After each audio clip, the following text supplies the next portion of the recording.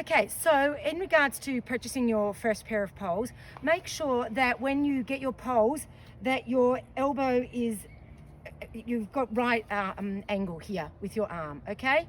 Now with the lecky poles, your hands are clipped in, so make sure that when you're testing them, that you're not measuring it from the top of the pole, because the angle is completely different to when you're actually clipped in. It should be right angles once you're clipped in. Same goes for if you're using, say, black diamond poles with a loop. Make sure you've got your hand in the loop when you are measuring. And once again, the loop, you're using the loop to leverage yourself and pull on the poles. With the lecky poles, I can use the poles without using my hands gripped around the handle by pulling just through this. That means that you are using the poles correctly if you are using this for leverage. It also means you don't have to grip, so having a death grip so tightly on the poles, once again, which reduces fatigue through the arm. In all cases, whatever we are doing in running in any way and in hiking with poles as well, we're trying to reduce the amount of fatigue, so loosening everything off. And we definitely don't want to have a death grip on the poles, because that increases tension through the arms, shoulders, ultimately the jaw as well. And that takes up a lot of energy. We're trying to reduce the amount of energy that we're using, and poles can really help with this, but stay loose on the poles.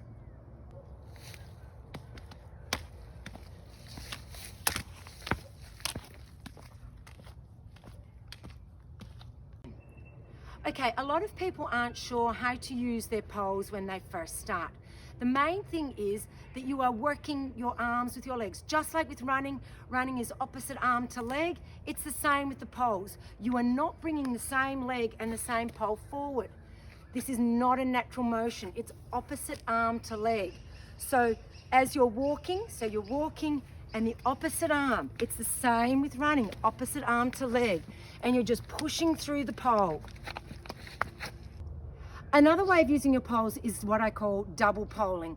So this is where maybe your legs are getting more tired. It also breaks it up, so you're just using it in different ways. So double poling is, as the name suggests, the poles are together and we're pushing. This really works a lot better on a steep terrain, very steep, and you're pushing up, and then you're pushing back as well as you're pushing through the whole motion. And it really helps to drag you up the hill. Once again, you're using the arms a lot more to reduce the fatigue on the leg, which means you really need to work on developing your arm strength in your training program. Okay, and when you're coming up to an obstacle as you're climbing hill, for instance, like this log on the path, you can, and this rock, you can choose to either double pole or single pole. So double pole is where I'm using both poles in the ground, pushing up. Then I place them again, and I put all my strength through my arms, and I push up, which means way less load on the legs. Of course, there's another option. Coming back down, you can do single leg and single pole. So, poles separated, one pole at a time, and you're equal weight in the arms, but still pushing more on the forward one as you come up over that step. But you're not putting as much load through the arms. A double pole really puts a lot of load through the arms and really almost drags you up over the obstacle. You can also, of course, use your poles to run downhill or even walking downhill. And once again, taking load off the leg, which when you're 80 miles into a 100-miler is a big deal. But it also can help you have control coming down a hill. So what we're doing is we're running down and we're pushing the poles in front of us. But it's just a dab. And when I say a dab, I mean it's a tap. You're not putting and staying there, okay? So it's just a dab. And so we're extending in front of us and dabbing down, once again, opposite arm to leg, as much as you can. And it's getting that tap, tap, tap motion going. Be careful, side of the trail can often have holes or be boggy. You don't want to get your pole caught. Just be very mindful of what you are doing. As always, when you're running downhill, look about a meter ahead. You should be planning your path and your placement of your poles as you go, not just running blindly. So poles are very useful downhill as well.